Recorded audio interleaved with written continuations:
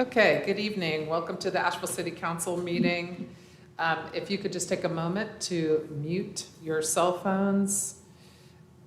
We have a sign-up table out in the hall. You can sign up to speak during tonight's meeting.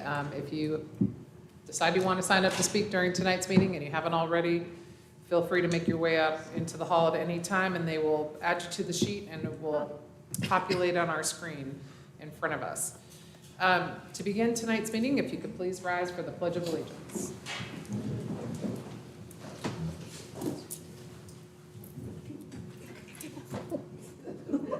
I pledge allegiance to the flag of the United States of America, and to the republic for which it stands, one nation, under God, indivisible, with liberty and justice for all.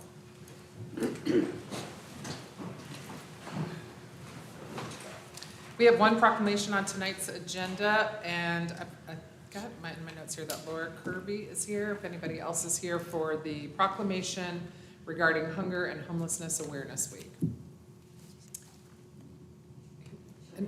Yep, oh, here, I'll meet you down there. I wasn't sure what time it was just your.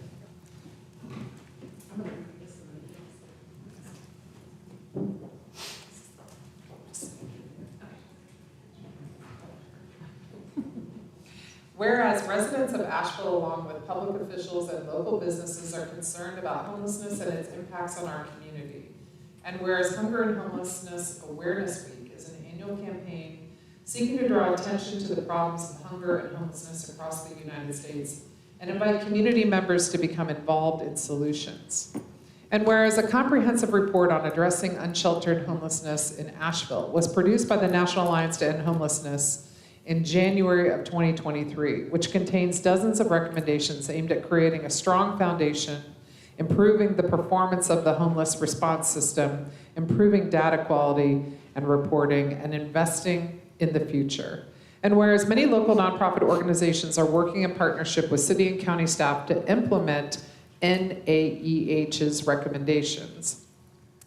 And whereas local nonprofits are also working together collaboratively and each in their own unique way to address complex challenges at the intersection of hunger and homelessness, including mental illness, addiction, racism, economic inequality, and more. Whereas the general public is eager for solutions that can benefit from better understanding progress being made and opportunities to participate directly. Now, therefore, I, Esther Manheimer, Mayor of the City of Asheville, do hereby proclaim November 11th through November 18th as Hunger and Homelessness Awareness Week in the City of Asheville and urge residents of Asheville to join the observance of this occasion by participating in awareness activities and events taking place during the week, and by volunteering with a local nonprofit to help address hunger and homelessness for the benefit of our entire community.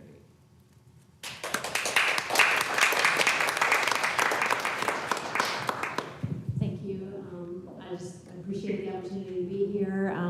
I represent Haywood Street, and we are grateful for our partnership with the city. And so we've organized a schedule of events this week with many other nonprofits, really just with the intention of acknowledging that there are many good things happening in our community in the realm of hunger and homelessness support. And so thanks for the opportunity to be here. Thank you.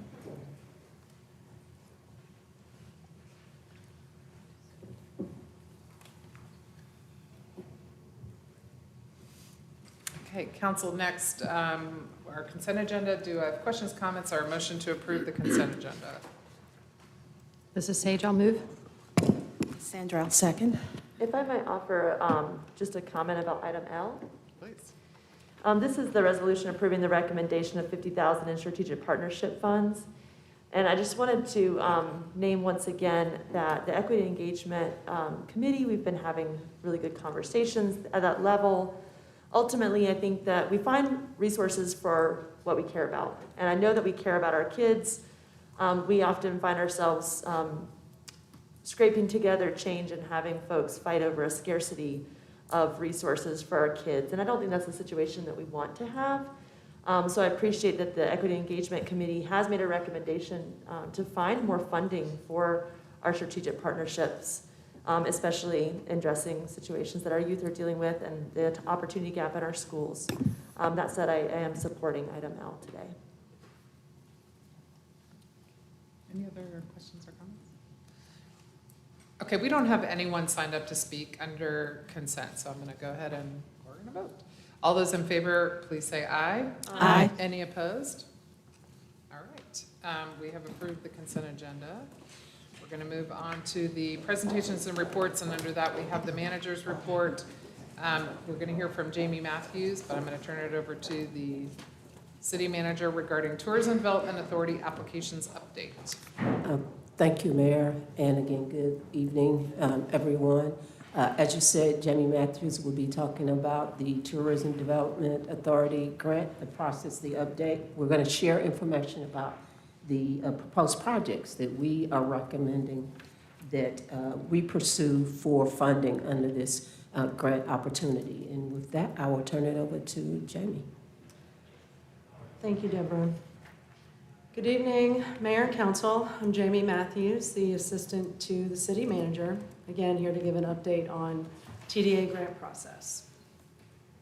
So key takeaways, grants from the TDA allow the city to leverage funds for capital projects related to tourism. Our goal is to align funds with our capital needs. There are now 2 funding streams, the Tourism Product Development Fund and the Legacy Investment from Tourism Fund. These provide grants to government agencies and nonprofits for projects, again, related to tourism. We continue to meet with and work with the TDA to plan projects. This is the first LIFT funding cycle that opened October 31st, and the Phase 1 applications are due on December 1st. So again, a reminder, the Tourism Development Product Fund is focused on more major tourism projects that bring people to Asheville. The LIFT funds focus on projects that also help attract tourism and benefit the community. These are more tourism adjacent projects that can include infrastructure capital needs. The LIFT funds can also be used for tourism-related capital maintenance, design, restoration, rehabilitation, and the others listed here. So in the last Tourism Product Development Fund cycle, the city received about $1.5 million for Harris Cherokee Center and the almost $23 million through major works funding for McCormick Field. I'd like to thank the TDA staff and the board for allocating those funds. So for this upcoming LIFT cycle, these are the projects that the city is focusing on. We're coming back with the Cox Avenue request after the funding was moved over to McCormick Field a few years ago. The project will include infrastructure and streetscape improvements, widening sidewalks, bicycle facilities, ADA access improvements, street trees, crossing improvements, street furniture, and preservation of parking down along Cox Avenue. Thomas Wolfe, HVAC repair and design for the auditorium, the purchase of 10 Big Belly trash cans to place around hotspot locations where litter has become a challenge, Harris Cherokee Center maintenance, Aston Tennis Center improvements, and Nasty Branch Greenway. So this is a list of projects we'll be focusing on in future cycles. I want to highlight affordable housing. That will definitely be a priority for us moving forward in working with the TDA on how we can fund projects related to affordable housing. I-26, other infrastructure improvements in our downtown, other greenways, and then again the regional assets like Thomas Wolfe, Harris, the golf course, nature center, and tennis center. So the LIFT timeline, again, the Phase 1 opened on October 31st. Applications are due December 1st. And then funding recommendations will be presented down in April of 2024. So again, the key takeaways, our main goal is to really align our capital needs with the allowable uses for grant funding. We'll be working closely with the TDA and other partners as we plan projects in the future. and as we did through this process. If you have any questions, I'm happy to answer. Go ahead. Have at it. Jamie's ready. She's ready. I Ask don't, her all the tough questions. well, and some of us were kind of talking amongst ourselves today about this because it's wonderful. I really am excited that the state was able to adjust this bill, and now this lift fund thing occurs, and it's a new opportunity. And I'm also excited that maintenance is an option now. I saw a parking deck in that future lift, which we just covered, so that's great. I want to talk a little bit about affordable housing, mostly because I think this community has fought for a long time for the rationale of the lodging taxes to help with affordable housing and displacement. I know we're all excited about that, and I see it on the future list, but I'm aware that the county, in their application process, has submitted an application for funding to help build the Ferry Road project, which sounds amazing. It's 650 units, and about 50% are affordable at 80% AMI or less. And I'm wondering if we can somehow support them. I'm not, I think in the gist here is that we're really supposed to put forth applications if we want to do an affordable housing ask. We'd have to have like a property ready to go, the land in our name, we'd have to have a match, all these things. But is there a way that we could send a clear message that we really want Ferry Road to happen? Because that's in the city, and the county's not asking us for money. That's great, but I would love for that to get across the finish line. And really in just practice, I would love for every time this council puts together a list for TDA that affordable housing is on it. Any thoughts around that? So I did speak with Commissioner Brownie Newman today, or communicate, I should say. And he did ask for us to support that project. So as you mentioned, one of the challenges is the city and the county, you have to have a project ready to go that you can apply for. That's your project. And they've been working on this Ferry Road project for a while now. So they did ask for us to support it. Now, it's kind of it's of course we want to support housing. It's a little bit awkward because we're actually putting in our own ask, right? And there's not, I think their ask is around 6 million and ours total a little over 6 million. There's not 12 million in the pot right now. There's about 10.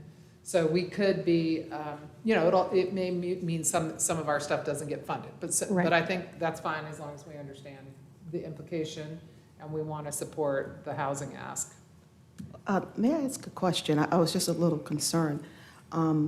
Basically, I think one of the requirements for it to be our project, and if that Ferry Road is not our project, but it's Buncombe County. Yeah, so all It's in we'd the be city. doing, Sandra, we would be putting in our requests. Yes.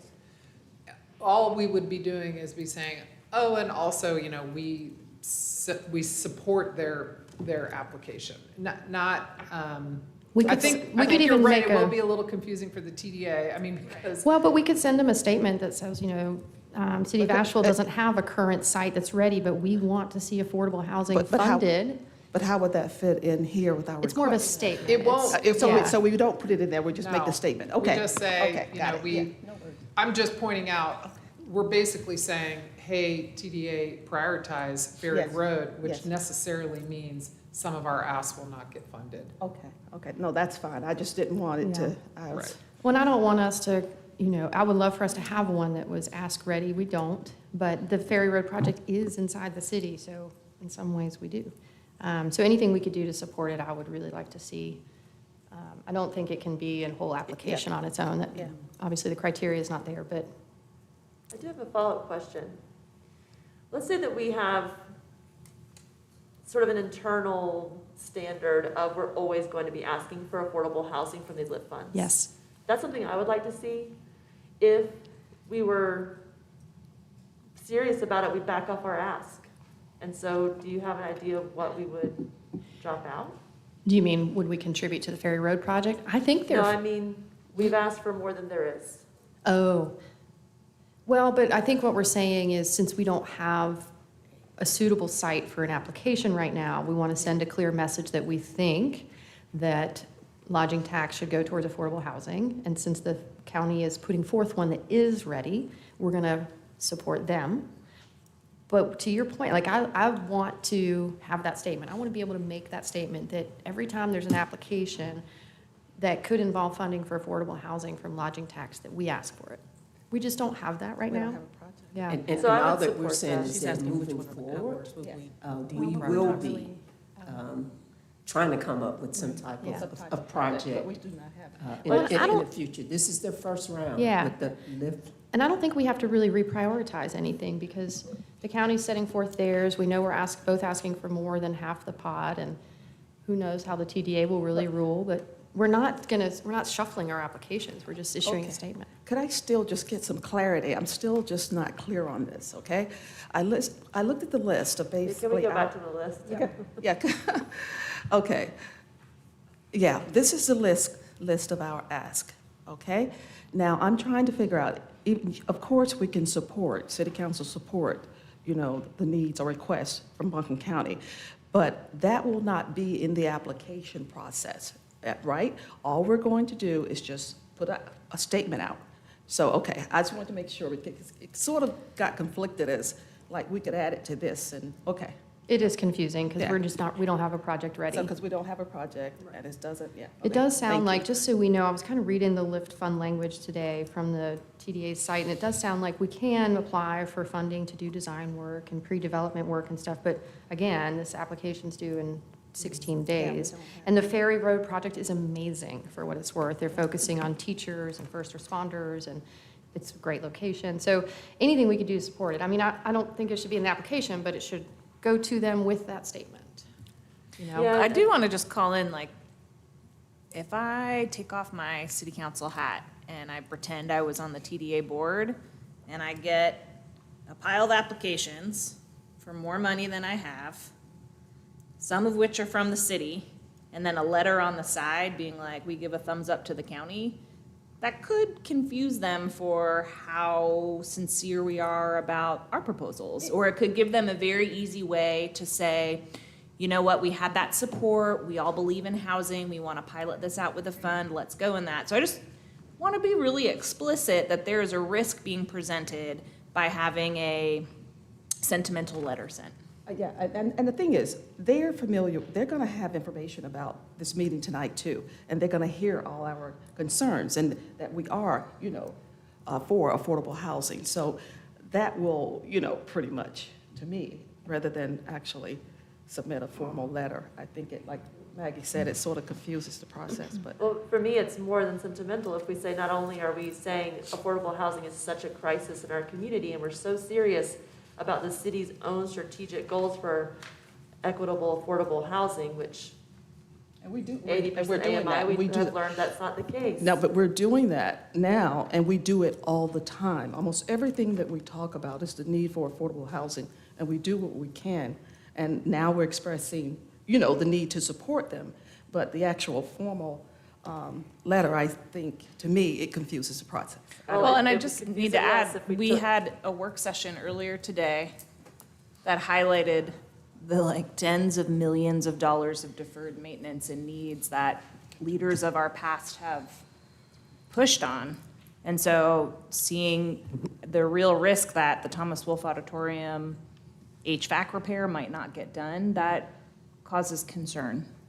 I want to see affordable housing too, and we have to make sure that all of our core city services are there. I think that we'll be ready. I hear, or I will say, I will add my voice to the chorus that I hope to see affordable housing projects on our slate in the future.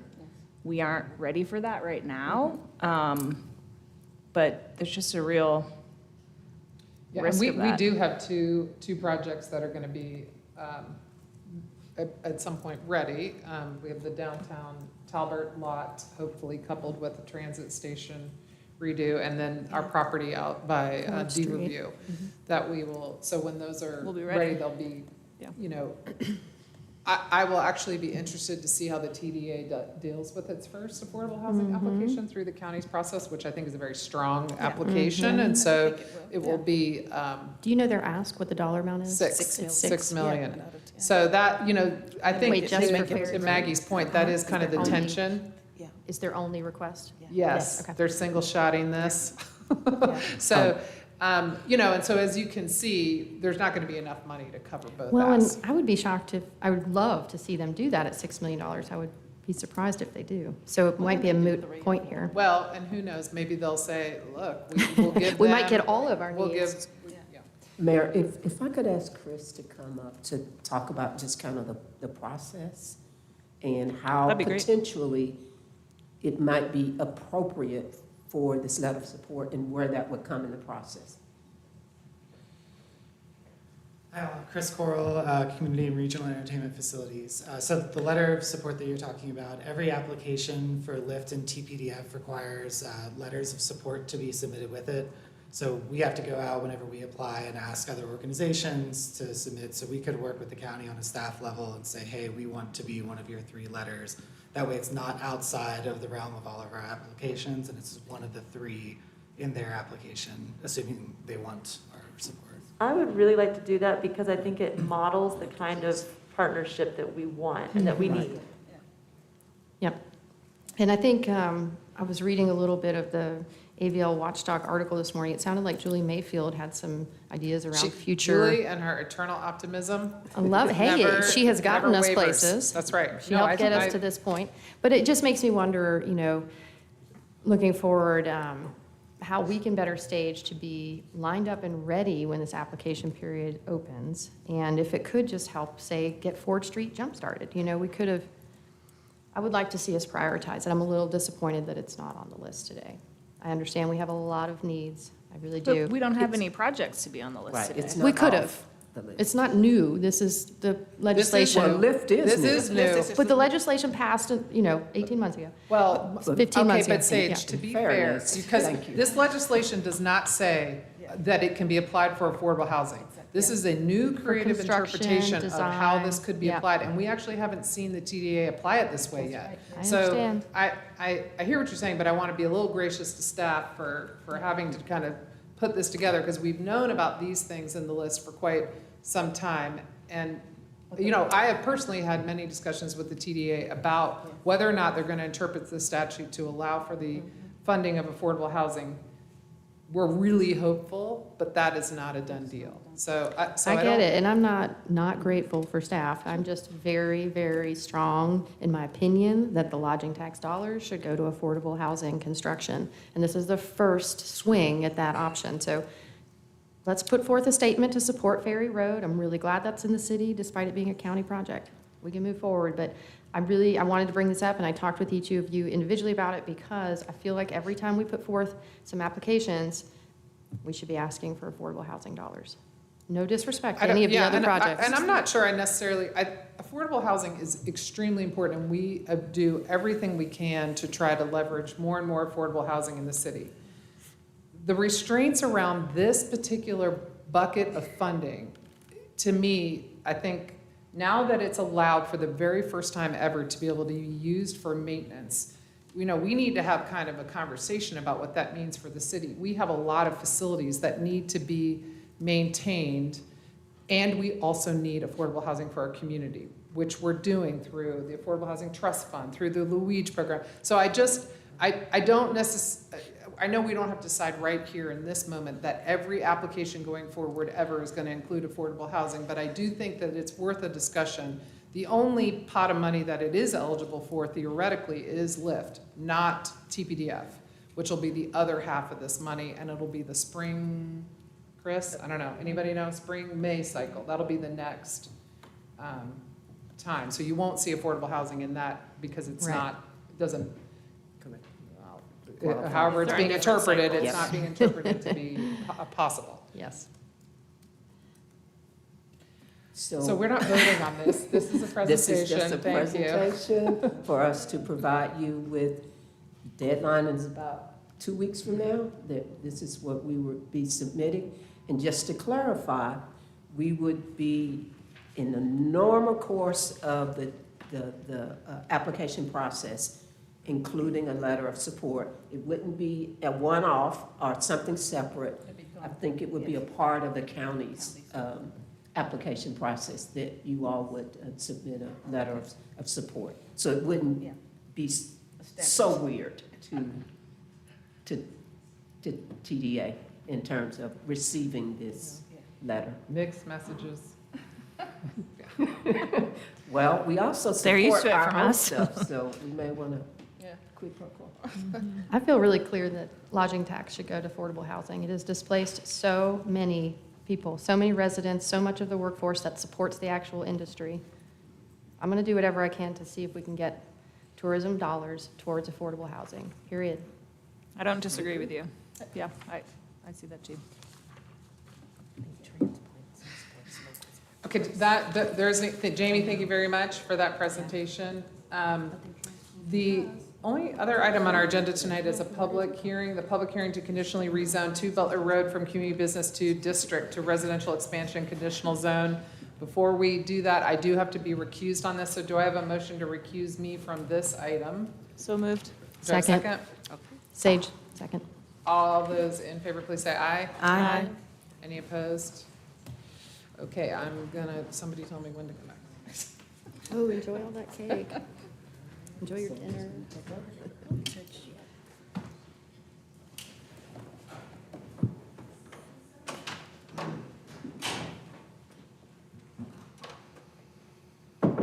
Okay. Yes. Vice Mayor, Council. My name is Clay Mitchell. I am an urban planner in the Planning and Urban Design Department, and the application I have before you is this conditional zoning for a site on just off on the shores of Lake Julian Road. Lake Julian. It is proposing to change the existing zoning, which is community business to residential expansion conditional zone. On the left is a road map. Shows you the location just south of Julian Shoals, Long Shoals Road on Lake Julian in the red outline. To the west is Interstate 26, Biltmore Park on the north side of that four-way intersection. To the east is Hendersonville Road, and then obviously the lake. Immediately north of the site, you can't see it in the aerial imagery, but there are 3 schools, an intermediate school, a middle school, and a high school, and a rapidly expanding commercial corridor to the west along Long Shoals. You can see some of the pad sites being developed in the aerial photo. So this is a map of the existing zoning, community business 2. The proposed zoning is residential expansion. It's worth noting immediately to the northeast of the remaining parcel are 2 more residential expansion districts that were recently approved, I believe, in 2019 and 2022. The designation for this area on the south side of Long Shoals Road is an urban corridor, which we do not believe needs a change in the designation, providing infill development in targeted growth areas, increasing the diversity and supply of housing that is proximate to transportation networks, schools, and parks. Just off to the east is, I believe it's a county park. I apologize if I don't know exactly. And the entire Lake Julian area provides a lot of recreational opportunities for the area. It is a county park. It is, thank you. This is a color rendering of the site plan. It is 5 total buildings with residential units, 279 units with a mix of 1, 2, and 3 bedroom units. The application proposes 10% of the units to be affordable at 80% AMI, with half of those affordable units to accept housing choice vouchers. Parking is sufficient for the site, 376 surface units. There are 24 garage units at the bottom of the parcel. You see the gray buildings that front onto the parking area. Those will be covered parking for garages for some of the tenants. In addition, 22 accessible spaces and more than double the required bicycle spaces at 40.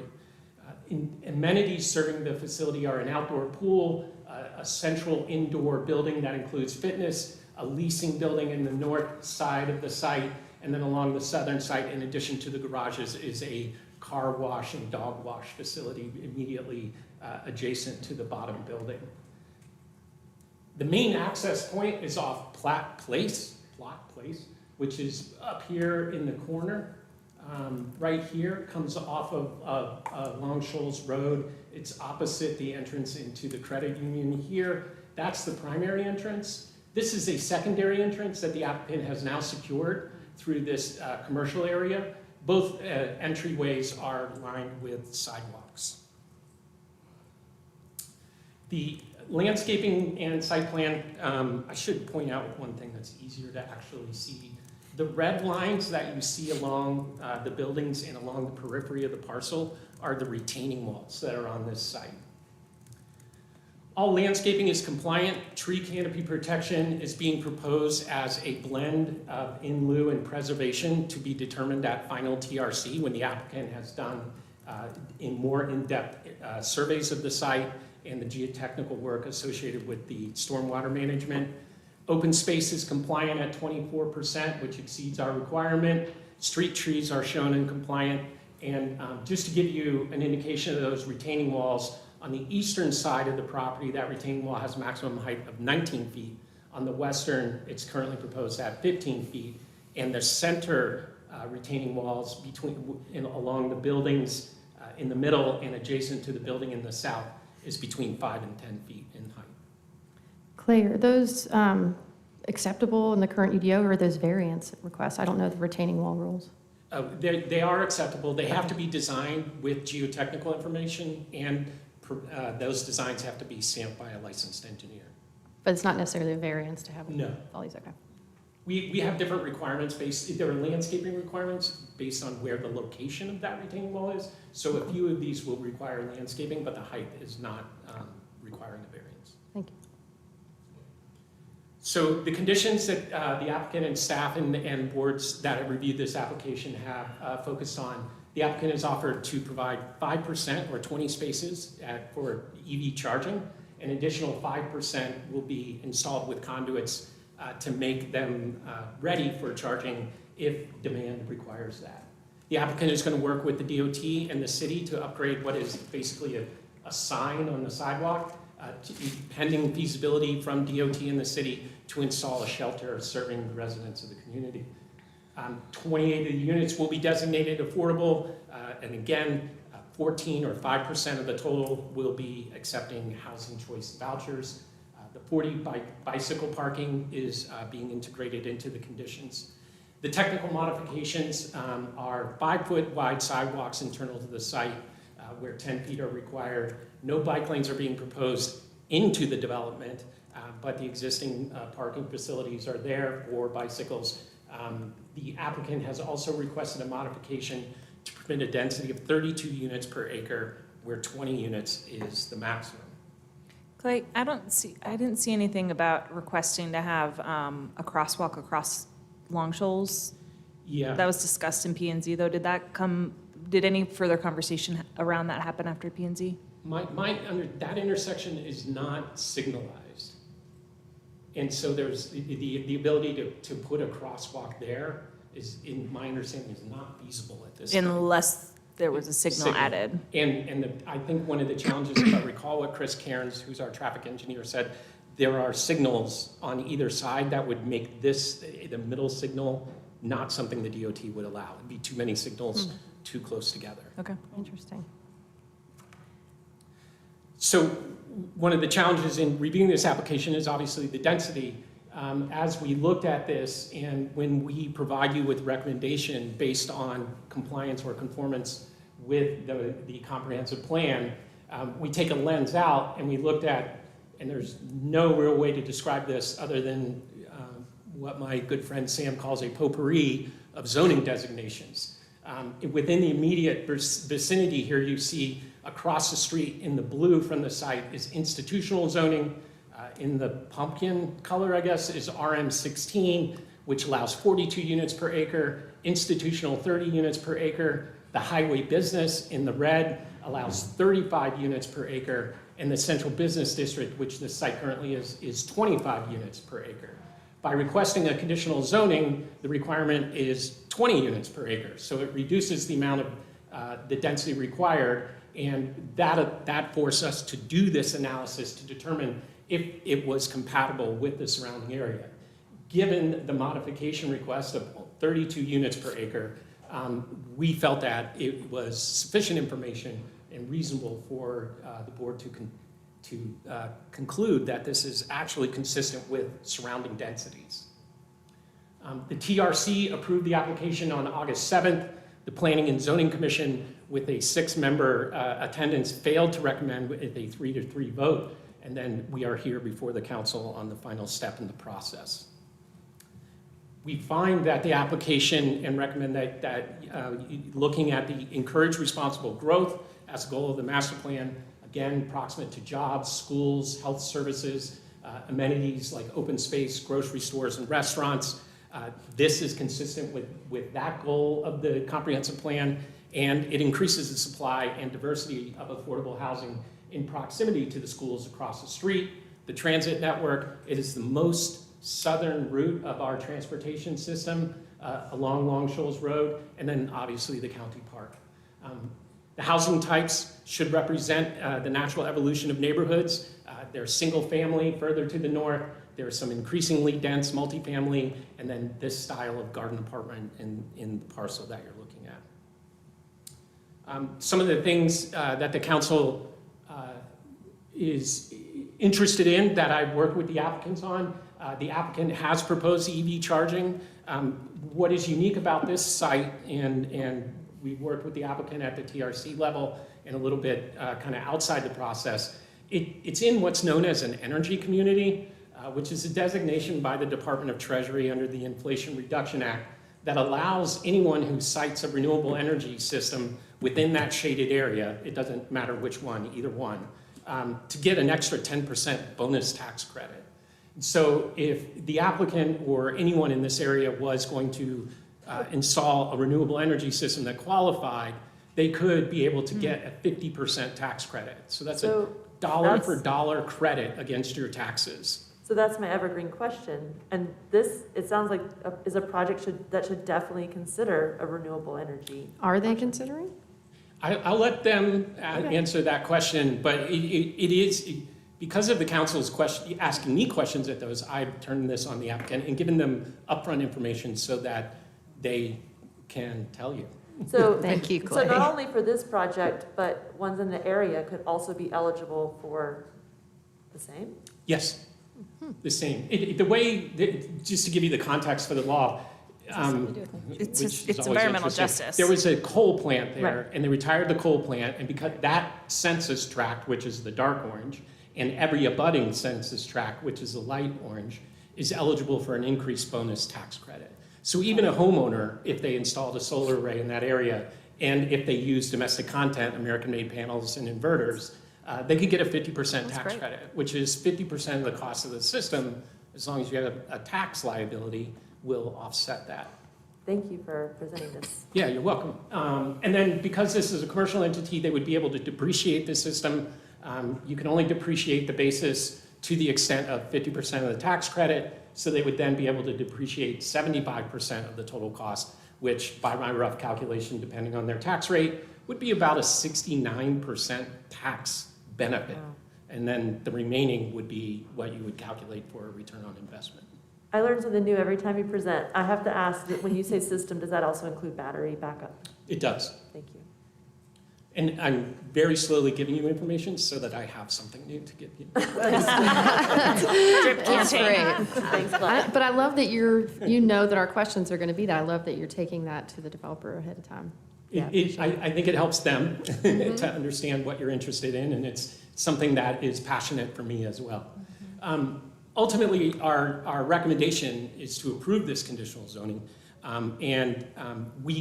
to arrive at that decision for the increased density particularly, we looked at the future land use designation, the location itself, the development patterns around, the infrastructure and the amenities that are nearby the site, and we respect the deep desire to have different types of housing in the city, including some affordable housing, as well as particularly housing that affects housing choice, or accepts housing choice vouchers. And we believe that this meets Goal 13. It increases and diversifies the housing supply. It promotes the development and affordability of housing, and in addition to the above. We also feel that it is consistent with your long-term strategic priorities, as well as your 8 focus areas for your vision of 2036. Since my evergreen question has already been answered, thank you. I have another question. Tree fee in lieu. In my experience, it is so hard to spend tree fee in lieu that we couldn't actually use fee in lieu for tree canopy received from projects in South Asheville to buy a South Asheville property next to Carolina Day School. And that made me wonder, why are we even talking about it here when we know we're not going to be able to use it? Have there been any updates to tree fee in lieu that would allow us to actually restore and repair our tree canopy using an opt-out? Councilmember Maroney, I don't believe there's been any updates to that. As you said, there are some limitations, obviously, practically speaking, on the expenditure of this fee in lieu. Tree, especially, that we have the same issue, in fact, even worse for open space fee in lieu. It is incorporated into our ordinance right now, so until such time as any changes were to be made, these are options available to the development community, but there are not any changes that I'm currently aware of on that front. So our last Urban Forestry Commission, we were seeing that as certificate of occupancy is coming to fruition, that we're receiving tree fee in lieu that we can't spend. And so that, and the open space, presents a problem to me more than a solution, but it's outside of this project. A second thing I'll just say as a statement is giving me real heartburn that we don't see projects like this providing multimodal infrastructure, because it tells me that we're absolutely assuming that every single person in this neighborhood will have to drive a car. And I put my bike on the bus, and this location is 0.2 of a mile from the S6 at the stop at Long Shoals and Cranbrook Drive. So I know that it's staff's job to tell us that there will not be bike infrastructure internal to this neighborhood, but for just a stance for developers, it's giving me pause. That we're just assuming everyone will drive a car. And we're still having conversations about the major arteries in this area, so piling on more infrastructure for vehicles without a plan seems to me the long-term plan is to strand these neighbors with no other option. So that's mostly just a statement for when development is coming to me, those are the lens that I'm having, is not just housing right now, but affordability, including the options for transportations are so limited. So. Kim, is that one of those bus routes that really only goes once an hour or two? Once every 90 minutes. It's One every 90 S6. minutes. And we've chosen to keep that there because of the situation Right. with staffing capacity. And as we're ramping it back up, my hope is that we can make it more than every 90 minutes. But it makes it really hard to rely on. Right, I get it. I have a question just about the units. I'm not sure if you can answer, if the applicant should, but how many 3-bedroom units are there? I couldn't, it's not so high res that I could zoom in. Yeah, I don't think that they finally designed any, but the applicants would like to help me out here. Well, and I'm saying this because we opened up by saying what I thought I heard was an elementary school, a middle school, and a high school, all right there. Basically So- across the street. Yeah, in my role on affordable housing for the last decade, we've been hearing it all the time that we are not, because of the way our housing studies tell us and inform our future needs, they always say we need 1-bedroom units. And it has left this kind of unintended consequence that we're not producing family-size units very often. So we're kind of, forcing our families to have very limited options. And then when I see a project that is literally surrounded by all the schools those families would need, I would really an like to amazing see. park. And next door to an amazing park. I mean, it's like an ideal family spot. I almost wish it was an NCHFA tax credit project, frankly, but it's got all these things going for it. So I'd love to hear the applicant talk about their intentions around unit size, target, tenant. Good evening, Vice Mayor, members of council. I'm Will Bowie with WGLA Engineering. I'm happy to be here with you tonight to talk about this project. We appreciate the opportunity. Here with our project team, Tom Burr is a vice president with Flournoy Development. Jay Schaefer is also a vice president. Craig Justice is our legal counsel. I've actually been working with Flournoy Development for about 10 years on projects. We've done another project here in city of Asheville that they brought forward. So again, appreciate the opportunity. We have been working collaboratively with city staff on this project since January of '23. We've tried to listen along the way, and if you followed along, you've seen an evolution of the project as we've continued along through this process. Staff, TRC, and Planning and Zoning have offered several suggestions and recommendations, and where possible, we've attempted to accommodate or insert those items into the project to the greatest extent possible. And just a couple of examples of those are, we heard a lot about vouchers, and that was something that we could not commit to at the time of planning and zoning, but our client is ready to commit to that tonight for 50% of the affordable units. We had discussions at planning and zoning about the full movement access, the secondary access through the Julian Shoals facility at great cost and probably angst to Tom Burr back there. There have been lots of discussions with the adjacent property owner in a negotiation to actually make that a full movement connection. It was originally only going to provide pedestrian access and fire department access, and now it will be full movement. And that traffic signal actually has a pedestrian crossing of Long Shoals Road. So there are pedestrian facilities that are there that are in place at that signal. And the discussion related to the fact that there is no signal at Plot Place and we would not be able to get a signal at Plot Place is the reason it was not proposed at that location. So am I hearing, I'm looking at a map now, you're saying that Julian Shoals Drive, tell me again where this signal is gonna be, because again, thinking like, I want these kids walking to school. Yes, yes, absolutely. So the signal that is located right here at Julian Shoals Road, which was recently installed, does have pedestrian facilities, pedestrian crossing that is already in. From the site to there was just gonna be for emergency vehicles, and so at P and Z, that was the part they were talking about, correct. and now you've opened it up. That is correct. I love that responsiveness, thank you. That is correct. Thank you. And then the discussion about the transit shelter, that was something that we heard and committed to. We actually didn't realize that just the sign designated a bus transit stop there. And so we're excited about the idea that we can work with DOT in the city and provide that. We don't have a specific presentation for you tonight. You've been given a lot of information. Flournoy sent information directly to you all as council members. We don't want to repeat information that Clay has provided. There are a couple of points that we want to make, and then we'll stop and try to answer questions that you all have. But just a couple of highlighted items. Stormwater management and open space, based on the proximity to Lake Julian, we are upsizing the stormwater in respect to the open space reduction. We are above the minimum as Clay described, but we basically treat this site as though it's completely wooded. And there are already development, there are already some now vacant structures that are on the facility. So we will be providing that stormwater management that's more robust than you would expect to see on most projects. The design of the project does provide a significant pedestrian network and connection to the pedestrian facilities on Long Shoals.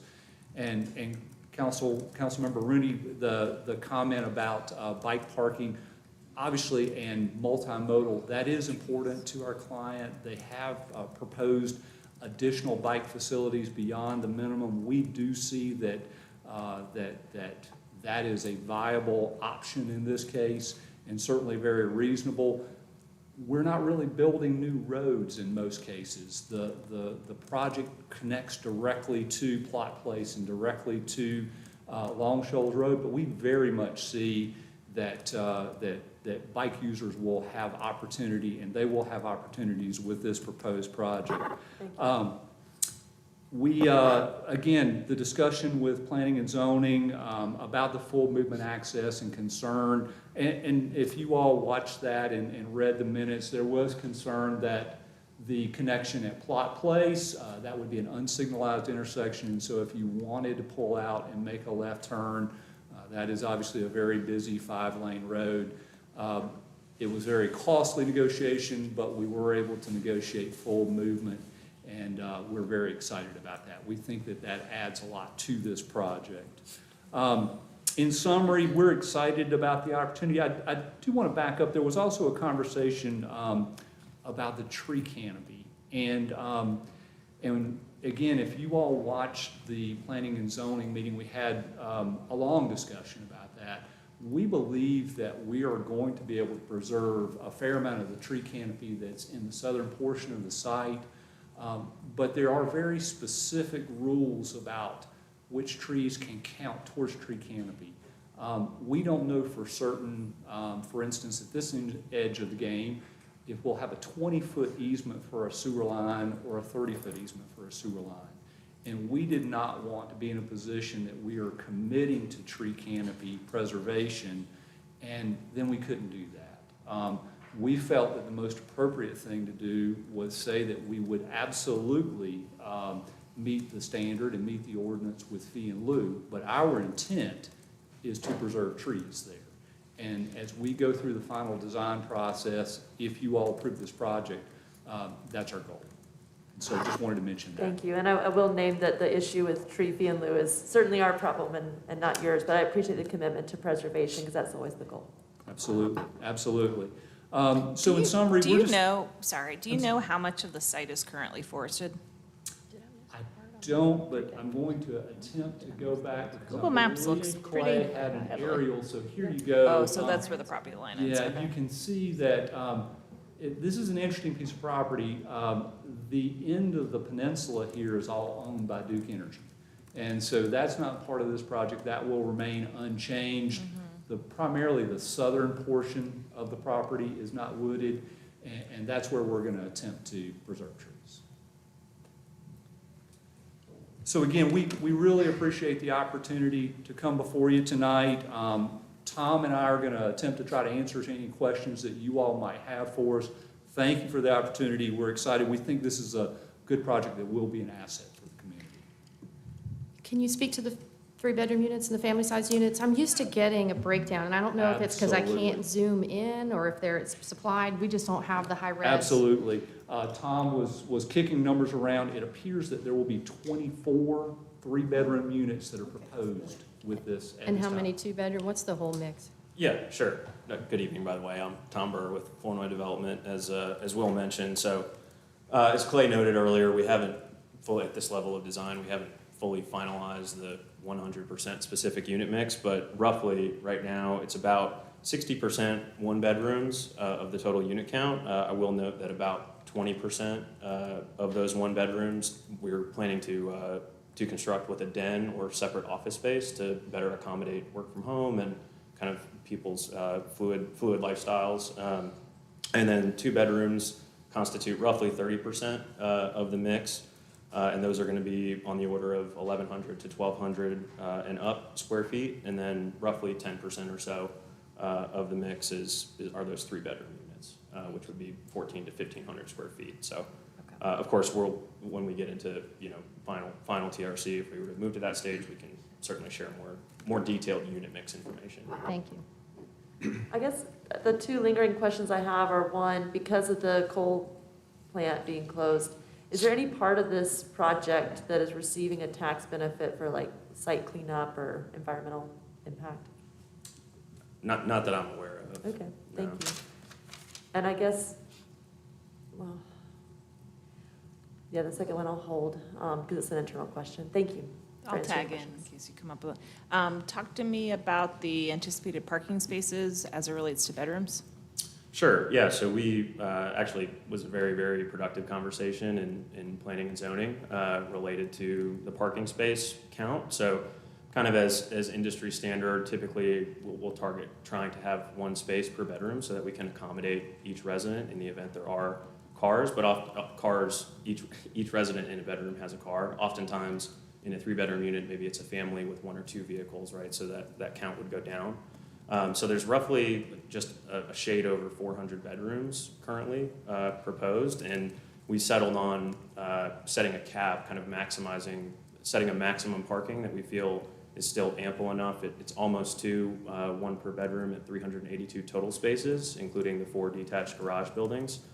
So we feel like that will be ample enough parking for resident use, while also not going overboard, so to speak, with so much parking that we don't have an opportunity to save some of the trees that Will was mentioning or have the sidewalk network that we think is really integral to the project's success, things of that nature. So I guess maybe said most simply, we've really tried to be very prudent in right sizing the parking, and we feel really confident about the number that we're proposing. The in numbers the are application. lower than when you were at P&Z, and I'm glad to see that. I think in general,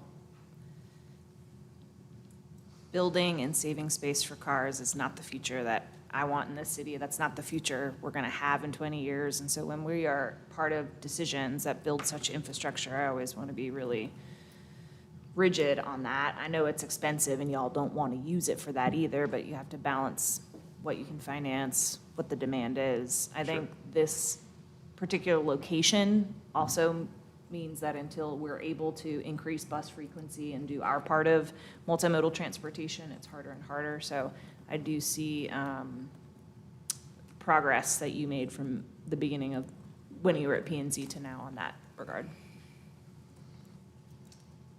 That's all my questions. I guess go ahead. Oh, no. No, I was just going to say, I was gonna say- I'm kind of struggling with the adjacency to the schools and most of it being one bedroom. It's just, it's really unfortunate because we don't get too many opportunities to build close to so many schools. It could really be a dynamic, huge family complex, and it's going to be like 160-something one-bedroom units. And that really doesn't, I don't know, that doesn't sit well with me for some reason. Did you say that it's going to be a one-bedroom den or a two-bedroom den? Did you say? Yeah, we've it's a pretty ample amount of essentially 20% of the mix having. So they have an dens. So they'll- additional unit, which is not a bedroom, Right, because it it's- doesn't have the can closet, be but it actually can be flex double. space, yeah, and a lot of Yeah. times So, yeah. we've Still done those different families. ways on Yeah. different projects where, you know, we'll outfit or build in a desk to make it a kind of a true office space. We've done plenty where we've left it open, so it can be kind of flex for however the resident would like to use it best. So, you know, we've found that that's in demand currently, and it's a pretty ample number Yeah. in terms of the overall count. Yeah, I mean, we don't have any requirements that say, you know, if you're going to build next to a school, build family-size units, but I sure wish we could encourage you to do more. I mean, this is a really rare opportunity, I think, in our community. Families could really benefit from living right there. I mean, if we're not going to have multimodal transportation, they wouldn't need it because they could just walk to school. Yeah. Yeah, understood, and we can also go back and, you know, look at Look the at the unit mix demographic again, you and wanna look at. so You when might you're want to, designing, maybe. when you're designing structures Yeah. like this too, and we've really tried to be thoughtful in how we're, not only the density overall, but also how we're laying out and concentrating that density, so we're not putting any pressure on the surrounding uses or, you know, abutting property lines, and trying to sort of respect the natural amenities that are here that Clay mentioned earlier. And so the buildings that we've proposed, there are some kind of natural, oh, I'm sorry. Go ahead. No, you're fine. There are some kind of natural pinch points that you can see in the largest building there that really just represent some building inefficiency, but we can certainly take it away. By no means is our unit mix finalized, as I mentioned, to be able to maybe try to add some additional 3 bedrooms, or perhaps there'd be an opportunity in some of the larger 2-bedroom floor plans. I can't speak to it in super detail because we haven't gotten to the level of construction documents, so to speak, but we have done 2-bedroom units with dens in the past as well, and providing that additional flex space too, which is very much a family accommodating unit. So the fact that we are close to a school network is certainly one of the reasons that we think that this proposed use is highest and best for it, and it's a little bit of a balancing act with what you can also do architecturally, and also trying to, you know, respect the surrounding, if that makes sense. Can you also elaborate a little bit on why you're applying for greater density than is currently allowed on these parcels? I guess in terms of, Well, it's not, I mean, we heard staff go through all the adjacent parcels and all the, I can't remember what he called it, spot zoning, all the random zoning there, but I mean, by right, you can do, I don't remember how many units per acre, but if we go back in the presentation, it shows that you're asking for more than that. You're asking for more units per acre than is allowed, right? Yeah, Councilmember Turner, I believe, and I'm sure our planning staff will correct me, I believe that the current zoning on this, which is somewhat dated, allows for 20 units per acre. I believe the request is for 32 That's on what this I'm particular one, so. So how did you get to that place is what I'm wondering. sure, yeah, so honestly, we looked at a lot of the same information that Clay did in terms of the surrounding uses, and when we were putting together our site plan as well, and how the buildings might be able to lay out, thinking through the various unit mix potential and opportunity for units of different sizes and uses, and essentially ended up with what you see today. I mean, I guess the easiest way to say it would be it was a pretty in-depth site planning effort to, also what we could accommodate from a stormwater perspective and from an overall land planning perspective, and then having that couple with the surrounding density and the surrounding zoning that Clay did a really good job I explaining. mean, I'd rather you go denser and do more family and affordable units, personally. I mean, Sure. Is that something you looked at? Yeah, we did in depth actually, and have spent a lot of time kind of understanding where because I believe the density limit in the conditional zoning is 50 units per acre. So ultimately, it's a bit of a function of a few things. Stick built and, yeah. Well, right. So there's a few considerations. So in the residential expansion district, there's height limitations associated with, on a parcel like this, it's not quite 9 acres. It's not it's a large piece of property, but it's not a massive assemblage. I wouldn't qualify it as. So there are limitations within the ordinance itself for how tall the buildings can be to being able to try to achieve that 50 units per acre. Also, to the conversation we had earlier related to trying to park it adequately, which if we were to take it to 50 units an acre, which would be something on the order of 450 units on this less than 9 acre parcel, give or take, then we're talking about structured parking, which obviously comes with associated cost that would be kind of outsized, as well as trying to figure how that would work within the land planning too, and trying to right size that parking with a new structure. And candidly, it doesn't really seem to fit that level of density, right? If we were to put 50 units per acre, if we were to have a 450 unit project here and have 50 units per acre, it feels like it would be kind of over and above the surrounding. They were all generally, in the examples that Clay pointed to, generally between 25 to 40 units an acre. So there were a number of other considerations. Happy to share additional details about that too, but we studied it from a lot of different angles in terms of, and one thing I didn't mention also is just the site constraints themselves, right? So trying to get to a max density allowable under the conditional zoning. There are also site-specific items, the topography of the site that falls kind of from plot place down towards the lake, being able to work with that. Then you start talking about even potentially larger retaining walls, and how do we have those systems in place, and think through all of that. So there's a bit of a ripple effect as you start to go down that path, but I can assure you we studied it in great detail. Are you able to do any more affordable units? So yeah, it's a great question. I'm glad you asked it. So I think the first thing I'll mention, and I think Will, you may have mentioned it earlier, that in a few of the materials that we submitted recently to council to try to, there's a lot of information associated with this project, so we were trying to be concise and give you all some summary, and I think Will did a good job of summarizing it as well. But I guess I'll start by saying the affordable component, from kind of the outset of the proposal, we looked at affordable housing as one component of the overall public benefits that we felt like we could associate with this project. And to the point earlier, we're not maximizing the density provision for a few of the reasons that I mentioned. And I think we spent more time out of the planning and zoning meeting doing additional research as it related to vouchers and potential voucher programs, because we understood the importance of that, and to try to deepen the level of affordability within the units that we're already proposing. So I just wanted to mention those few things up front, but to try to answer your question, we understand fully that affordable housing is a priority initiative of the city, and it's also important to us, and which is why we've included it from the beginning within our project proposal. And so we took a pretty deep dive early on, and kind of at various increments throughout this process to study what it is that we could do to further contribute to the goal. So a few things based on our study that we kind of determined, and how we landed at the 10% number, which really is our maximum. The cost of construction has risen considerably in the last couple of years, which has also put a lot of pressure on being able to conventionally finance projects, particularly something of this scale.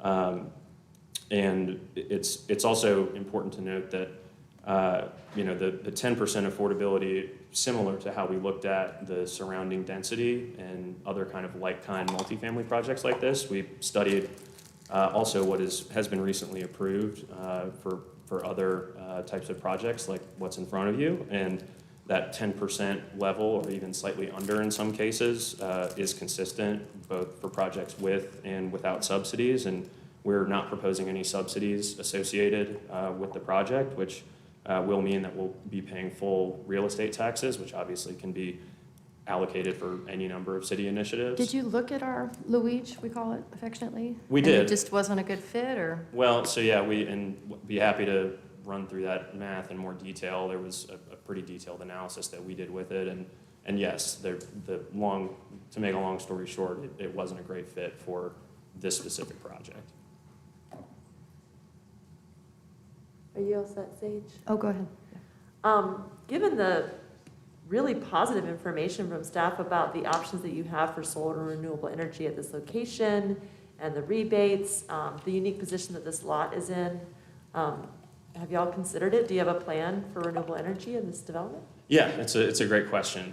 And Clay has been very, very helpful throughout the process. I'll note that it's a little bit of uncharted territory for us, so we've been kind of learning as we've gone. We haven't really implemented this on any projects in our footprint in the past. And I'll also note, similar to affordable housing, we looked at anything that could be environmentally friendly, green infrastructure considerations, energy efficiency, from the beginning of our application. And so that includes, in the current proposal, many of which have a cost component associated with them as well. That includes the detention system that Will was mentioning earlier. We have tried to design the buildings with maximum windows, particularly or maximizing the fenestration, particularly on the south-facing elevations, in an effort to try to set up some passive energy efficiency as well. The EV charging stations, which will represent a pretty significant investment at full build-out. And then also the bike parking that was mentioned earlier to try to facilitate the multimodal transit use. Yeah, I guess I'm just curious because those, I think, very soon, like within the next couple of years, are going to be like super bare minimum. And especially because this lot has such an amazing potential, I'm surprised that it's not a selling point also for folks who want to live in this new neighborhood. So for me, electric charging and bike parking is like literally 10 years ago conversation, but I agree. that's kind of just where I am. And I think it would help on our end, when we talk about a community benefits table, if you could see that list, that menu of ideas coming up, where it's like, okay, electric charging stations is literally like 5 points. But if you can do this amount Solar of PV for solar 15%, then it's 100 what we really points. Like want. we haven't done a good job communicating the value and the expectation. Agreed. But I just want to let you know that when I hear that, we were having those conversations in this building a decade ago. So it just, to me, it doesn't feel like the potential is being met, especially because of the unique location that you're in at this moment. Sure, no, and I understand that, and like I mentioned, we're kind of learning along too, and there's, and Clay, again, has been so helpful in laying out the associated tax credits and what could be available. What's important to note is that outside of just the tax credit consideration, there is still, there is a balance of upfront cost consideration that goes into that, and then there's also how would that system be maintained? Are there any sort of, legal things that we would need to understand better about how the system works, who would be installing it. So on the other side of that, I feel a tremendous cost long-term for approving a project where the neighbors in this location aren't being given the advantage of the site that's available. So for me, the cost is profound in the long term, even though the cost is real in the short term. So I wanted to let you know I'm pretty firm on this one, y'all. I agree too. It's interesting that this census tract, because of its adjacency to the old coal plant, is so well set up for this. Like, I mean, do we need to be contacting all these affordability? homeowners, like we have big community solar goals. Like, I didn't even know we had hotspots like this. This is a tremendous tax break. I don't know, I wish we could make you do it. I know we can't, but it But just at the seems end so. of the day, like, I wish, like, for our community that we could give this a grade. But at the end of the day, I have a yes or a no. And that's Yeah. just the reality of the position that we're in. Yeah, but what a loss of opportunity, right?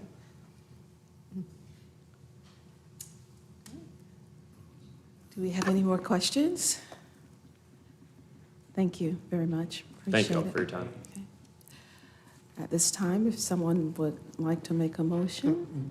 Vice Mayor, just, We have a we don't have public- anyone sign up to speak, but Oh, for no, the you do record, not. can we Okay. open We and do not. close the public hearing? Okay, well, the thing is, I was waiting to make it first. We'll do the motion after. Okay, For great. public hearing. We don't have any. No, we don't have signed any up, though. signed up for So public we'll So hearing. if you could just, for the record, open it, and then you can immediately close it, and then ask for a motion. Okay, great. Thank you. So we've opened, so it's no one listed to speak. So now we'll close public comment, and now will someone like to make a motion?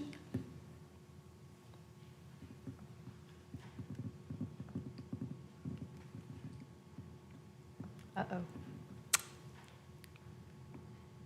Do we have an alternative motion to deny? It wasn't one in the package. I'll There have to often is defer only to one recommended motion, which this provides us with this situation. The applicant has the option to mean- delay, but Here's what I'm thinking. I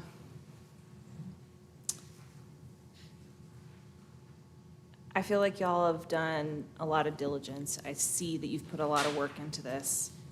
I know how much effort and time. I see the responsiveness from the now 11-month process you've gone through. I see that. And I wish some of our rules were better. I wish that the things that were in our control matched our values. I wish that our UDO and our zone, like that we had the updates at hand. Because I think a lot of these things here it looks like a standard development, and I love excellence. And I don't think it's poorly done. I just think to match our values and the values of the people who want to live there, I think they expect more. And it's not my property, right? Right. I didn't buy this, I didn't plan this. And so I guess with that, I'll make a motion that, I don't see something within my purview legally, just because I feel like I would love to see greater environmental and affordability ambition. But we could, the applicant could come back with some other changes if they wanted. We could encourage them to do so. It sounds like they were pretty receptive to the P&Z input and were able to make some adaptations. It sounds like they're still working on some, it sounded like open space, things needed tweaked. It sounded like maybe they weren't sure of a couple things. Yeah, Ca- just also, council I can't support this because I don't think it helps us get to the very wording of the motion to approve. Which But that's parts? my reading.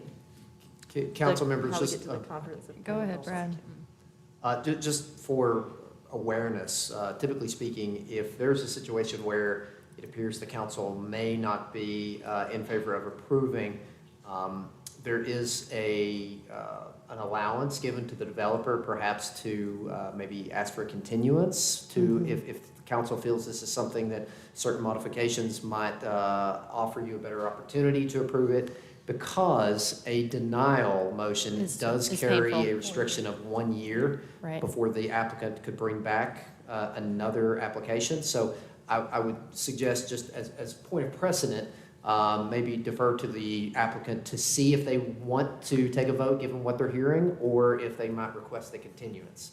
I'm just curious, because I wonder if you might have more information soon. There was still some bedroom mix worked on. You were talking about whether or not some solar. I just wonder if there might be an opportunity to gain more information. So this process, conditional zoning, it includes a part of negotiation conditions that you would like, that you ask us to do, and then we say, can we do it? And so there's some fluidity to it. At the end of the day, we believe we've presented a good project that checks all the boxes for an approval with the compatibility to Long Shoals and all the other things. And there are things that you're asking for that may be on the bounds of maybe beyond zoning and just things that you would like. And at the end of the day, if you say to avoid a continuance so we can get this thing decided and a thumbs up, then we sort of need the feedback of where y'all are on that. If you're saying, for example, well, can you do some solar? That has been looked into, and if we need to drill down, I think we can agree to provide some solar on some of the accessory structures. I know from personal experience in representing clients with solar, when you put them on main structures, it takes over the building, and it's very difficult to get conventional financing. So we can't do it on the main structures, but there are accessory structures here that we may be able to provide some solar opportunities. Again, we can have that conversation. Whether that moves the wheel or not, we would have to hear back from you. If you said, for example, well, I can't approve this project because it doesn't have solar on the main buildings. Well, as you had said, that's not really a criteria. And so you're holding this project to something different than what your ordinance requires.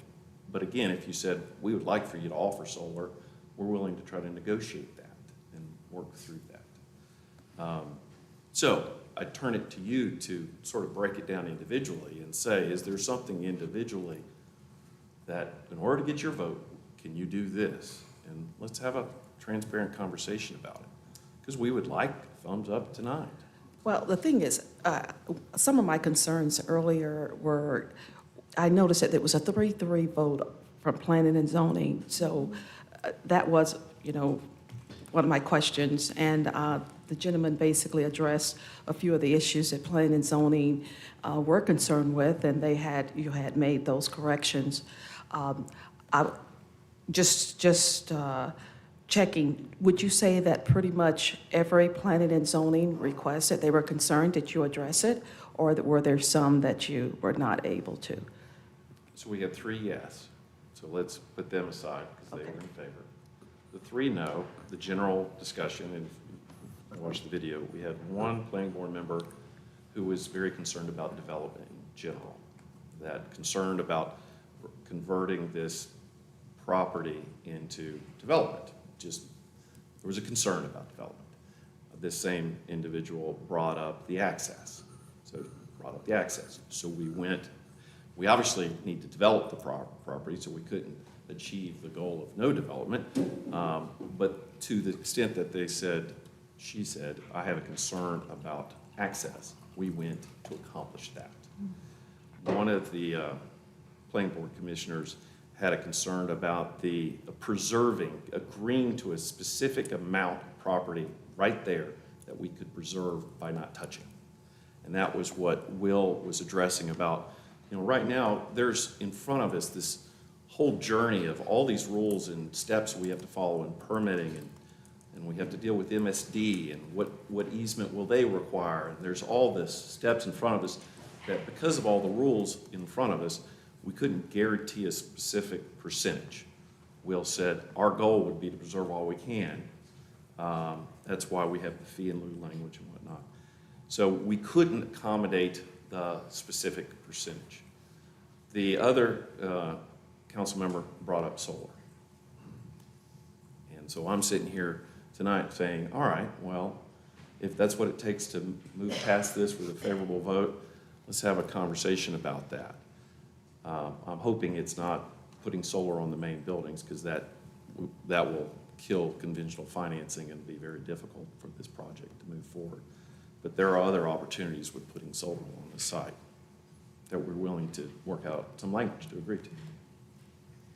Okay, I'm looking across, I'm sorry. Okay, and the only other concern here, from what I'm hearing from what you've said and what we've been discussing, is your I the have a ability to couple. actually. Oh, you have a couple Yeah, now. Okay. I mean, because to his point, I'm used to having so many more meetings ahead of this final hearing, so it's unfortunate we're kind of catching up here.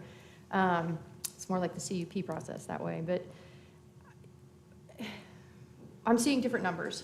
Okay, so up here I'm seeing 376 surface spaces, here I'm seeing 386. I'm looking at conditions, it has a max. I'm looking at the conditions themselves, right? Like the list of things that everyone is agreeing to. And I don't see anything about unit breakdown, like we were talking about, the bedrooms and makeup. Is So that, P&Z asked to have a commitment to a mix, and that was the language that was worked out at P&Z, to have a mix. well, what that's Council- broken down to in the actual conditions is just It's a 28 mix. units designated affordably. It doesn't say Right. anything else.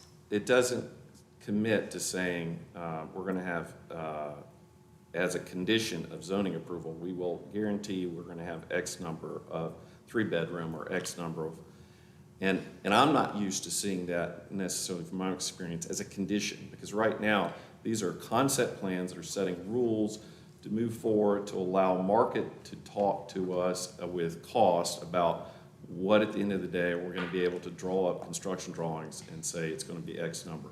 If you're saying, Councilmember Turner, that you need to have a more specific mix locked in as a condition, more than likely that will require continuance. I will say this, at the end of the day, we don't want you to say no, so that if it requires us to move this on to December, so we can have further discussion of it, that would be the alternative.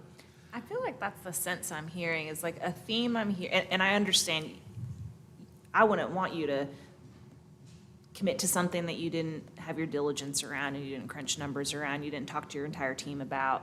I'm hearing a theme of affordability and curiosity at that. We know that housing for families is hard to find because it's scarce, and so increasing the supply there helps affordability. I know that renewable energy brings down utility costs, and that increases affordability. We know that transportation, you've already taken some good steps towards transportation so that folks don't have to be dependent on vehicles, which cost $16,000 a year, which reduces their affordability. So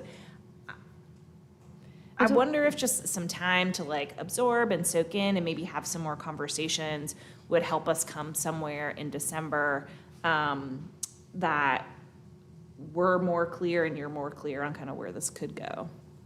I don't know, I'm trying to like pulse check. I don't want it's the to little draw things out. too, like, I just don't have enough information. And that sounds like a great idea to come back in December. If you could also come back with some information around why the narrower sidewalks, like why, because we are being asked to approve something that doesn't fit into the box of rules that we have, right? So I'm just trying to evaluate and weigh this project on allowing the greater density, the adjacency to the schools, and I'm trying to, stay in the lanes of what I'm allowed to govern. Well, and I appreciate that, and that's one reason that we needed to do some research about what the lanes were, and that's part of the information we've provided to you, that just in the last 3 years, there's been multiple projects that have been approved that well in excess of 20 units an acre, with affordability conditions that might be 5%. And so we were trying to figure out, what is it that you've approved in the past? So we could try to guess what you may ask of us today. Because again, that 20 units an acre is something that is something we discussed as part of conditional zoning that you're not tied to. And obviously you weren't wedded to that with a number of projects that have occurred, whether they were subsidies or non-subsidies. Yeah, I But get my it. point of my last comment was, let's continue this so we can have, we'd like to have one-on-one conversations with y'all. We're allowed to do that as part of lobbying. Yeah. So we would love that opportunity. Maybe we could come up with a number about saying there's going to be X number of 3 bedrooms so that we lock that in as a condition. Maybe we can come up with language that adds some solar to this project. Those things I think we can accomplish. If you had a question about the narrowing of the sidewalks, that's a great question that I'm sure these folks have an answer for. Well, and I think this group, we understand there's a housing crisis in the community. So I think this group really wants to be on board and have great housing partners in this situation. We're not partnering financially, but we are partnering in this community to build the housing that is needed. So when I see so many hesitate, I get a little concerned. So I think the delay is probably wise. And I'm happy to meet with you and talk one-on-one. That's great.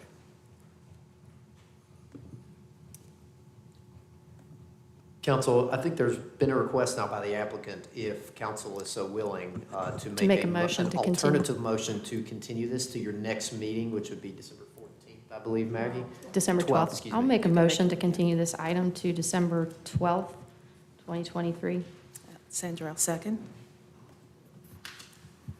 Okay, all in favor? So did I get a second? I'm seconding? Okay, Yeah. all in favor? Aye. Aye. Okay, I'll grab Esther. so motion.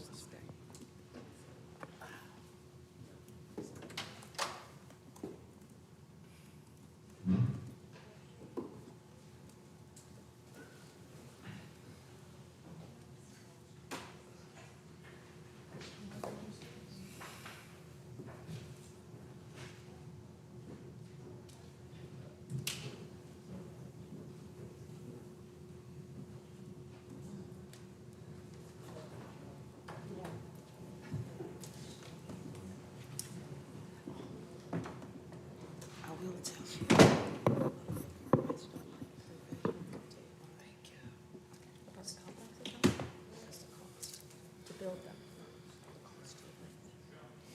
Okay, that concludes our public hearings agenda, our unfinished business, our new business, and our informal discussion and public comment is our final item, and I don't have my computer open. Shanika, can you tell me who signed up? Ronald Gates. The first person signed up to speak is Superintendent Ronald Gates. Each speaker will have 3 minutes to speak. Please watch the lights on the lectern. They indicate green means go, while yellow means you're almost ready to stop, and red means stop.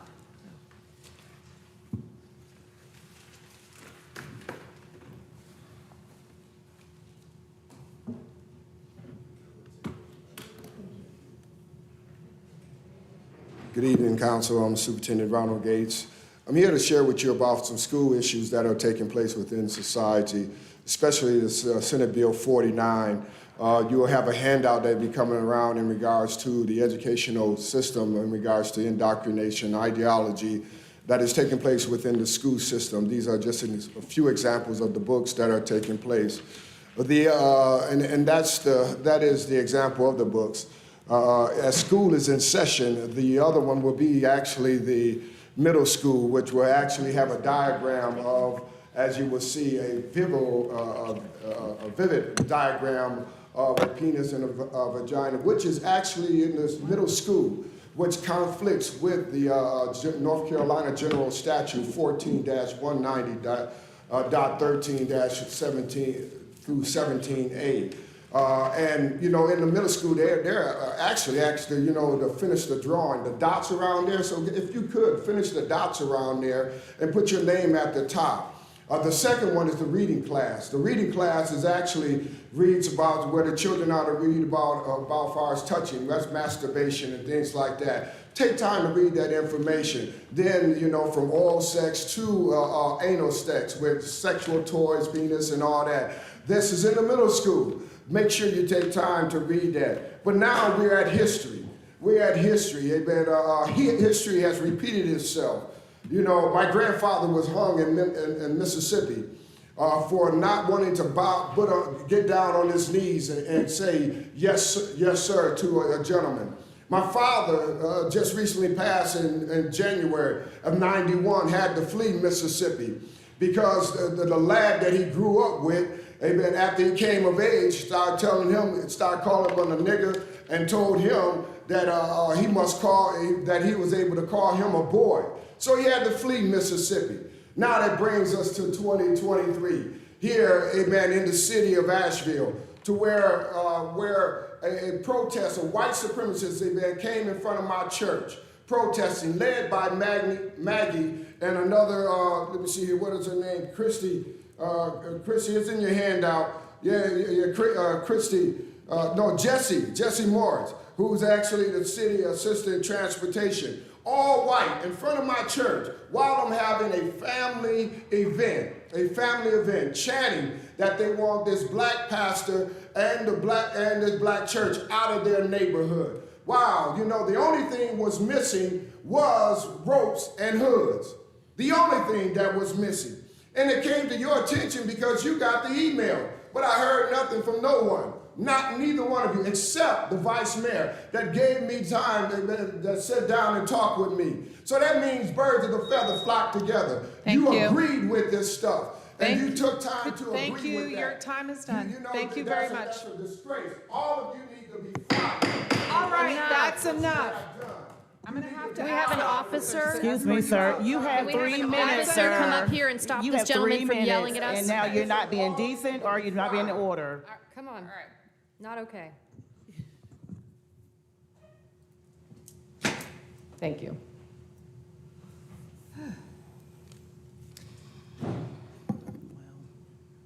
Who's next? Yeah, Nina Tobish. Come on, Nina. Bring us home.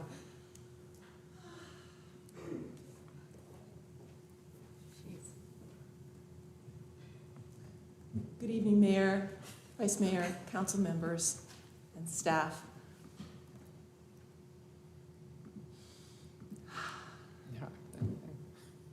So I'm here this evening because I happened to attend a meeting this afternoon, virtually, among which items were brought up was a change in the description of an ordinance for the Public Art and Cultural Commission. A name change seems swell. And then there was the question of allocation of seats to particular entities or interests in addition to some at-large seats. And I was genuinely surprised that one of the designated seats, of which there were 3, was to be set aside for someone appointed by the TDA, by Explore Asheville. I want to preface my remarks here by saying that I have no beef with the TDA. That's not what this is about. But it seems to me that if you have a commission whose job is the development and promotion of our arts and culture, our local arts and culture, that's, I think, an important and valuable part of government project. I see the TDA's mission, and statutorily, it's to promote what Asheville has to offer to the world, not to tell Asheville what it ought to have to offer. It's not the TDA's role to tell us what will make us more attractive to tourism. It's not the TDA's role to shape our culture in order to bring more visitors here. On the contrary, it's the role of the TDA to find ways to make who we are and what we do available to a larger audience of visitors. I don't see any reason why the TDA can't participate by commenting, by being perhaps a member of a committee and so forth. But to have a seat on this commission strikes me as running the risk of having that subset of the community whose purpose is to bring people here to tell our city government by proxy and the people who are creative here what they should be doing to make that happen. And that seems backwards to me. There was a proposal to remove that particular specification from the proposal. I hope you'll take that alternative seriously when it comes up for consideration. Thank you. Jonathan Wainscott.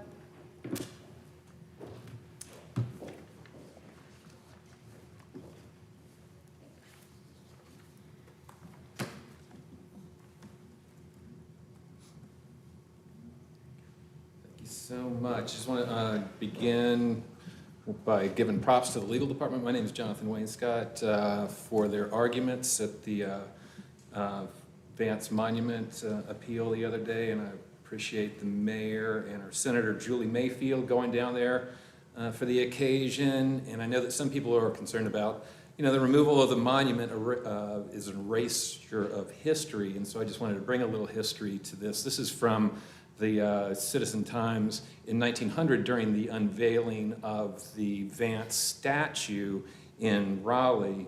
and it features an introduction by Colonel Thomas Keenan, who describes the speaker, R.H. Battle, as an intimate personal friend of Zebulon Vance, and that the statue, he said, the result is the erection of the statue in its enduring form, and it represents one ideal North Carolinian, and he's talking about, of course, Zebulon Vance. So R.H. Battle is recalling the retreat from Raleigh by Governor Vance, I suppose. He says, one evening a few days after Sherman had crossed Cape Fear on his victorious march towards Raleigh, he and I were walking towards his residence at the foot of Fayetteville Street. I said, Governor, I suppose nobody can longer doubt that the end is near at hand. His reply, no, it must be so. But so far as I am personally concerned, and but for my wife and children, I would rather die than to see it. He spoke with much feeling and with tears in his eyes. The gaudium certanimus was strong in him. He drew the sword and threw away the scabbard when he entered the army. He was ever ready to sacrifice life for the cause. He foresaw the desolation and degradation of his beloved state if it failed, and he imagined unexampled horrors as the result of the sudden emancipation of 4 million slaves. And that then the ardent wish of his heart that the honor of North Carolina should be maintained, and the faith that she had pled to her sisters of the South. And that's just a little bit of a remembrance of what Zeb Vance was all about. The amalgamation is so odious that even the mind of a fanatic recoils in disgust and loathing from the prospect of intermingling the quick and jealous blood of the European with the putrid stream of African barbarism. And so there you go. It's a little bit of history for the community in regards to Zebulon Vance. And again, thanks to, don't remember the guy's name. Senior Assistant City Attorney Eric Edgerton. Eric Edgerton did a fantastic job in his arguments, and I appreciate that Brad Branham kind of passed that off for his junior to go and make those arguments at the Supreme Court. And again, thank you, Mayor, for being there, and thanks, Julie Mayfield, for being there for, rooting out our white supremacist history and such. And I hope that you all have a fantastic evening. Thanks. Eric Edgerton really did a fantastic job, and Brad prepared him very, very well. And we won't get to know what their decision is for a long time, because it's going to just take a long time. Thank you for saying so, Mayor. Okay, we have one more person signed up to speak. That's David Moritz.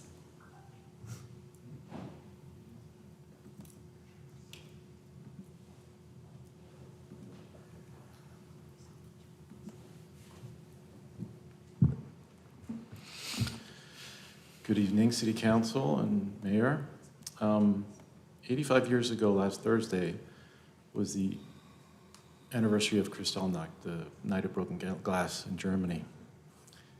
My father was an 8-year-old Jewish boy in Germany on that day.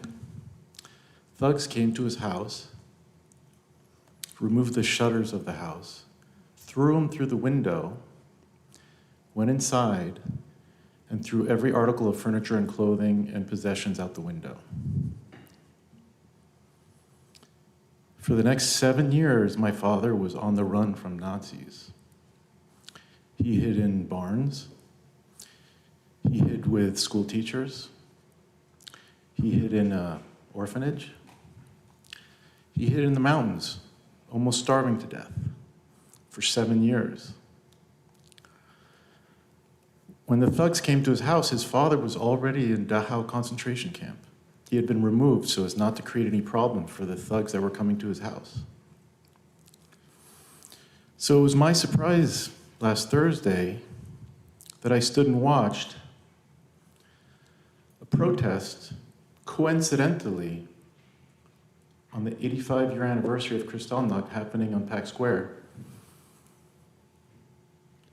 which I would call an anti-Jewish protest. They had signs that said ceasefire, which is fine, which I would agree with if the 239 hostages were released. They also had signs that said resistance is justified, justifying the murder of 1,400 Jewish people. They also had signs saying from the river to the sea, which is the call for the annihilation of the Jewish people in Israel, 50% of the Jewish population. And yet they say they're anti-Zionist, not anti-Semitic. I would like to know if any type of population were 50% in one country and people called for their annihilation, any group of people other than Jews, would that be considered racist? It would be. Now, you may want to argue with the indigeneity of the Jewish people, although there's plenty of evidence, including the temple that is still there, to which the Muslims in 7th century built a mosque on top of the most holy site of the Jews. You can also talk about the DNA evidence that shows that European Jewish ancestry comes from the Middle East through the haplogene, male gene, and also that on the female side, the mitochondrial gene comes from 4 women from the Middle East. But that's fine. I do think that we need to be careful. I'm all for free speech, but I think hate speech is not something that we should condone. Thank you. Thank you. We don't really get to regulate that, do we? It's free speech kind of thing. Very limited. I'm sorry that it happened. Okay, that concludes our public comment. There aren't any other folks signed up to speak tonight, so any other questions or comments? All right, we are adjourned.